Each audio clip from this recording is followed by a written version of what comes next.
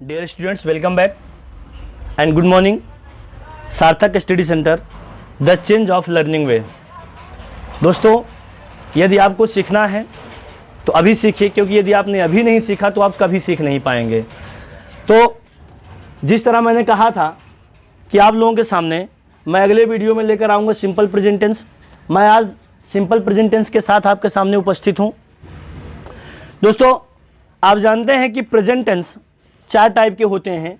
उस 4 टाइप में ये पहला है सिंपल प्रेजेंट टेंस। तो सिंपल प्रेजेंट टेंस क्या होता है, आपको इसके बारे में इंट्रोड्यूस कर दें। सबसे पहले सिंपल प्रेजेंट टेंस ऐसे टेंस में कार्य आसपास के समय में होना पाया जाता है। कार्य जितने भी होंगे सारे कार्य आसपास के समय में होना पाया जाता है।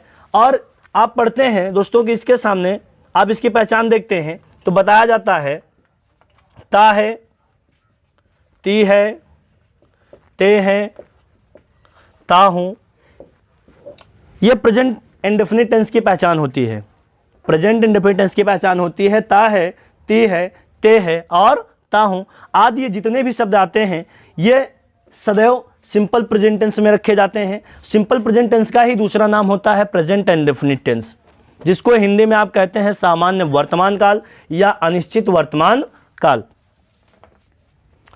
आप जानते हैं, आपको बताया गया, आपको बहुत सारे टीचर्स ने पढ़ाया है कि आपने पढ़ा भी होगा। सिंपल प्रेजेंट टेंस की पहचान आपको बताई जाती है ता है, ती है, ते है, ता हूँ। और इसके हेल्पिंग वर्ब डू या डज होती है। और इसमें क्रिया में एस या ई एस भी लगाया जाता है। तो सवाल उठता है एस किसके साथ लगाया जाता है और ई एस किसके साथ लगाया जाता है। आप देखें, आपको बताया जाता है ही, सी, इट कोई नाम तथा एक वचनकर्ताओं के साथ आप सहायक क्रिया यूज करते हैं डज। और आई, वी, यू, दे तथा बहुवचनकर्ताओं के साथ यूज करते हैं डू। अब इसे में एस और ई एस की बारी आती है। एस या ई एस किसके साथ लगाया जाता है और किसके साथ नहीं लगाया जाता है। तो आप जानते हैं कि जब किसी वाक्य में डू या डज का यूज हो जाता है तब उस वाक्य की क्रिया में हम एस या ई एस का प्रयोग नहीं करते हैं। लेकिन एस या ई एस का प्रयोग करते कब हैं? एस या ई एस का प्रयोग तब किया जाता है जब कर्ता हमेशा थर्ड पर्सन का हो और सिंगुलर नंबर का हो। कर्ता थर्ड पर्सन और सिंगुलर नंबर का हो अर्थात एक वचन का हो, तब आप इसके साथ लगाते हैं ई एस। और ई एस लगाने की भी कुछ कंडीशंस होती है। जैसे कह दिया जाए क्रिया होती है और कुछ ऐसी क्रियाएं होती हैं जिसके अंत में कुछ अक्षर लगे होते हैं। जैसे कह दिया जाए S H, C H, double S, X, Z या वॉवेल्स। यदि इन पर समाप्त होता है अर्थात क्रिया का अंतिम अक्षर ये हो और इसके साथ subject third person plus singular number का हो, सब्जेक्ट थर्ड पर्सन और सिंगुलर नंबर का हो तथा आने वाली क्रिया का अंतिम अक्षर S H, C H, double S, X, Z या वॉवेल्स पे समाप्त हो तो इसके साथ हमने यूज करना है ई एस, अन्यथा बाकी सभी के साथ क्या यूज करना है? एस यूज करना है। तो अब इसके पहले हमने थोड़ा सा एक चीज देखिए, ध्यान से आपको बताया गया जिसपे आप लोगों ने नोटिस नहीं किया और मैंने जानबूझकर उसके बारे में नहीं बताया। मैं ये देख रहा था आप लोग नोटिस कितना करते हैं। तो बच्चों, आपको बताया गया कि ही, सी, इट नाम तथा एक वचनकर्ता के साथ डज लगता है। क्या ये पूरी परिभाषा इसकी कंप्लीट होती है या क्या इसका ये जो रूल है ये कंप्लीट है? जी नहीं। आपको जब भी कोई लिखवाए कि ही, सी, इट नाम एक वचन के साथ डज लगाना है तो आप ये समझ लीजिए ये गलत बोला जा रहा है, क्योंकि ये पूरा परिभाषा नहीं है। आपको यहां बोला जाएगा ही, सी, ई कोई नाम तथा थर्ड पर्सन के एक वचन। ही, सी, इट कोई नाम तथा थर्ड पर्सन के एक वचनकर्ता के साथ क्या लगेगा? डज लगे। क्या लगेगा? डज लगेगा। अच्छा, आपने अब आप सोचे होंगे कि सर हमने ये थर्ड पर्सन को काहे लाया, अर्थात क्यों लाया? तो मैं आपको बताता हूं, आपने कभी नोटिस किया होगा, जो आपके मन में सवाल नहीं आया होगा, आज मैं आपके मन में एक सवाल उठाता हूं। बच्चों ये बताओ, आप देखते हैं आई यू, मैं आपसे पूछूं आई एक वचन होता है कि बहुवचन होता है? यू एक वचन होता है कि बहुवचन होता है? ध्यान समझिएगा, आई एक वचन होता है या बहुवचन होता है? यू एक वचन होता है या बहुवचन होता है? अब मैं आपको ये क्यों बता रहा हूं, क्योंकि अभी थोड़ी देर पहले मैंने एग्जैक्ट बताया था कि ही सी इट कोई नाम तथा एक वचन कर्ता के साथ क्या लगता है? डज लगता है। लेकिन भैया आई जो होता है, आई अर्थात मैं अपने लिए, आप अपने लिए यूज करते हैं नहीं करते हैं? जब आप बोलते हैं तो आई एक व्यक्ति के लिए यूज होता है ना, तो एक व्यक्ति तो ये भी है, फिर इसके साथ हम कहा जाती करते हैं, इसके लिए डू क्यों लगाते हैं? क्योंकि ये आई जो होता है ये थर्ड पर्सन का कर्ता नहीं होता है। यदि ये थर्ड पर्सन का कर्ता होता तब इसके साथ क्या लगाया जाता? डज लगाया जाता। आई एक वचन का कर्ता हो जाता है और फर्स्ट पर्सन का कर्ता हो जाता है, जिसके कारण इसके साथ क्या लगता है? डू लगता है। और ये यू एक वचन के लिए भी यूज होता है और बहुवचन के लिए भी यूज होता है।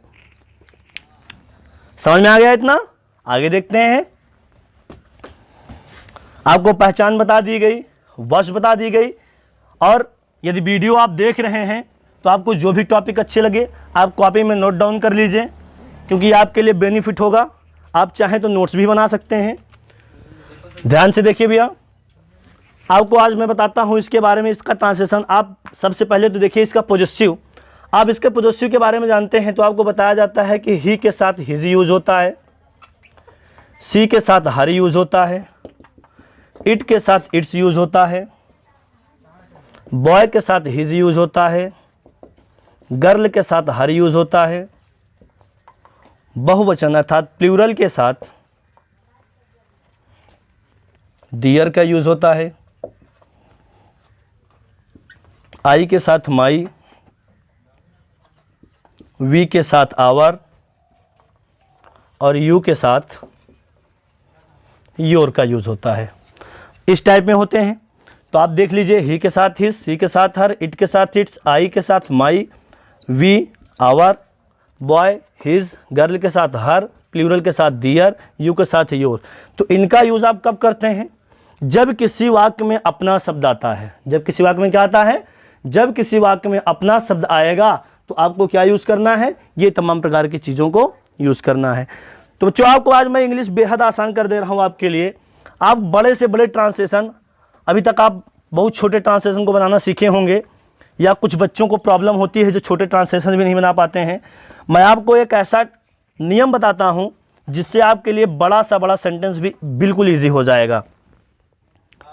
आपको पढ़ाया गया होगा, अब तक आप पढ़े होंगे subject, verb, object plus other word. लेकिन मैं आपको ये नहीं बताऊंगा, मैं इससे बिल्कुल हट कर बताऊंगा, लेकिन इससे इजी होगा और इससे आसान होगा और इससे अच्छा भी होगा। तो देखिए मैं आपको बताता हूं रूल। कर्ता, क्रिया, किसको, क्या, कैसे, कहाँ, कब और क्यों। ये वाक्य है, अर्थात वाक्य का स्ट्रक्चर है। तो कर्ता, क्रिया, किसको, क्या, कैसे, कहाँ, कब, क्यों।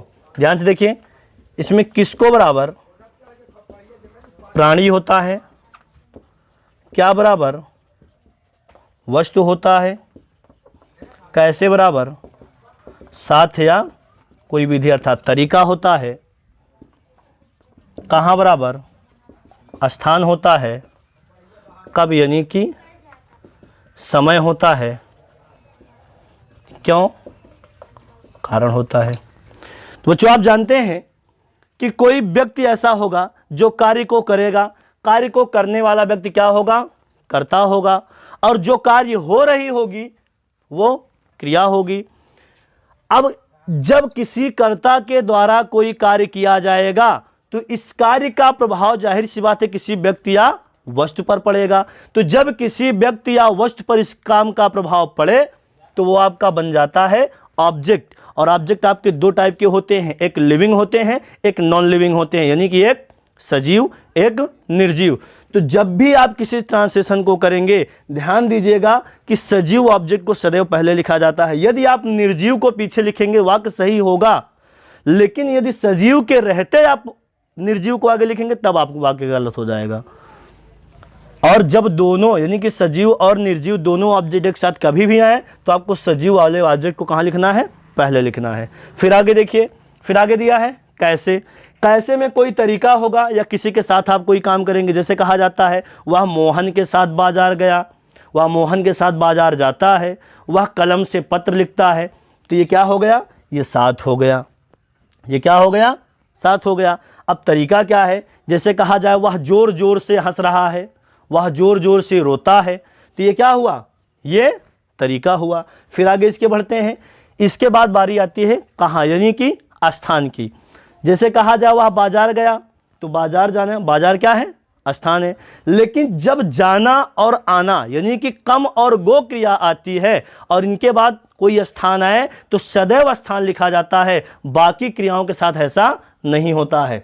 फिर आगे बारी आई कब की। कब यानी कि समय होता है, कोई टाइम होगा। मैं दोपहर में पत्र लिखता हूँ, मैं दोपहर में पढ़ाता हूँ, मैं दोपहर में सोता हूँ। तो दोपहर क्या है, समय है, अर्थात कब सोता है, दोपहर में, एक टाइम मिल गया। फिर बारी आई क्योंकि। जैसे कहा जाए मैं अपनी भूख मिटाने के लिए भोजन करता हूँ। क्या करने के लिए, अपनी भूख मिटाने। अगर आपसे पूछा जाए कि आप भोजन क्यों करते हैं, तो क्यों में आप उत्तर मिला ना, क्या मिला, किस लिए भोजन करते हैं, भूख को मिटाने के लिए। तो आपका क्या मिल गया भैया, ये कारण मिल गया। तो आपको इसमें मैं कुछ ट्रांसलेशन दे रहा हूं, ध्यान से देखिए।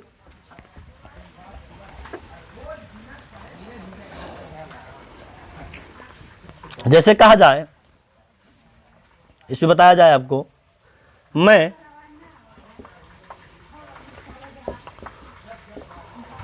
अपने लाभ के लिए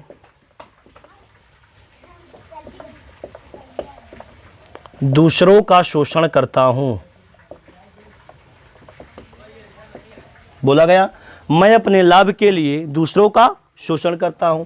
तो आपको करना कुछ नहीं है, बहुत आसान है, ध्यान से देखते जाइए और जो भी उत्तर मिले आप उसको लिखते जाइए। सबसे पहले कर्ता। कर्ता क्या कह रहा है, या कर्ता कौन है, कर्ता हो गया मैं। हमने आपको पहले ही बताया भैया कि जिसके द्वारा कार्य किया जाए वह क्या होगा, कर्ता होगा। तो किसके द्वारा कार्य हो रहा है, मैं के द्वारा। तो मैं की इंग्लिश क्या हो जाएगी, आई हो जाएगी। फिर बात करते हैं क्रिया की। क्रिया क्या कह रहा है, आपको बताया गया, या आप एक चीज ये भी जान लीजिए कि कर्ता वाक्य के शुरू में पाया जाता है, क्रिया लास्ट में। तो कर्ता क्या है, आई हो गया। क्रिया क्या कर रहा है, शोषण कर रहा है। क्या कर रहा है, शोषण। तो इसमें आप हो जाएगा एक्सप्लॉइट, आई एक्सप्लॉइट। किसका शोषण कर रहा है, ध्यान से देखते जाइए। सबसे पहले आपने कर्ता यूज किया, फिर क्रिया। किसका शोषण कर रहा है, दूसरों का। किसका कर रहा है, तो इसके लिए आप लिख दीजिए अदर्स। क्या कर रहा है, नहीं आया है क्योंकि ये ऑलरेडी क्रिया बन चुकी है। तो ये किसको और क्या दोनों क्या है, ऑब्जेक्ट है। इसको छोड़ के आगे बढ़ते हैं। कैसे कर रहा है, किसी के साथ या कोई तरीका है, नहीं आया। तो जो ना मिले उसको बच्चों छोड़ते चलो।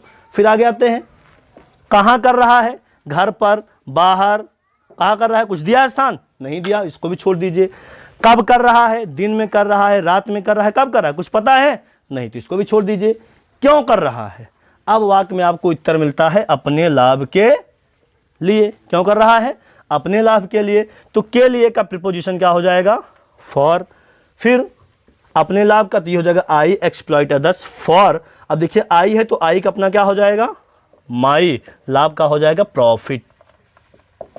समझ में आया, I exploit others for my profit. Easy है सेंटेंस। अगर आपको अभी भी लग रहा है कि हाँ टफ है तो इसमें आप कुछ भी पूछ सकते हैं, लेकिन मैं आपको एक ट्रांसलेशन और बताता हूं।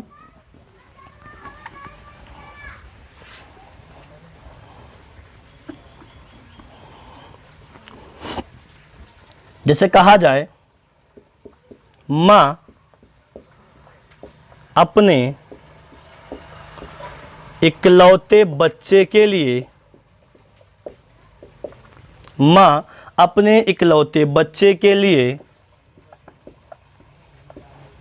तड़पती रहती है। वाक्य दिया गया भैया, माँ अपने इकलौते बच्चे के लिए तड़पती रहती है। तो सब्जेक्ट आपका क्या है? माँ। लिख दीजिए मदर। क्रिया क्या कर रहा है? तड़पना। तड़पना की अंग्रेजी हो जाएगा ईयर्न। ईयर मीन्स होता है चीखना, चिल्लाना या तड़पना, आप कुछ भी कर सकते हैं, तो ईयर्न हो गया। तो मदर ईयर्न। अब देखिए ये जो मदर है, माँ सबकी एक होती है कि बहुत सारी होती है? एक होती है। जब एक होती है इसका मतलब थर्ड पर्सन एक वचन का करता है और क्रिया का अंतिम अक्षर एन आया है, तो इसका मतलब इसमें सिर्फ हम क्या लगाएंगे? एस लगाएंगे।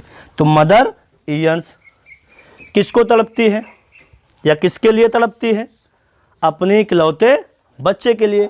तो mother earns for only her child. आप ऐसे भी कर सकते हैं या इसी में कर सकते हैं, mother earns for her only child. तो ये वाक्य दोनों सही माना जाएगा, इस टाइप से होगा। अगर आपसे कोई ट्रांसलेशन करने के लिए बोले तो आप दावे के साथ आप कह सकते हैं कि मैं किसी भी ट्रांसलेशन को चुटकियों में हल कर दूंगा। तो बस बच्चों आज के लिए सिर्फ इतना ही, क्योंकि अभी आप सिर्फ और सिर्फ ये छोटे छोटे वीडियो क्लिप से ही काम चलाएं और बहुत ही जल्द सार्थक स्टडी सेंटर के द्वारा या ये कह लिया जाए कि मजबूत और सार्थक टीम के द्वारा बहुत ही जल्द ऑनलाइन क्लासेस की व्यवस्था की जा रही है। और ये तभी मुमकिन होगा जब आप सब हम लोगों का साथ देंगे। और साथ देने के लिए आपको सिर्फ इतना करना है कि चैनल को ज़्यादा से ज़्यादा शेयर करना है और सब्सक्राइबर्स बढ़ाने हैं। बस आज के लिए सिर्फ इतना ही। धन्यवाद।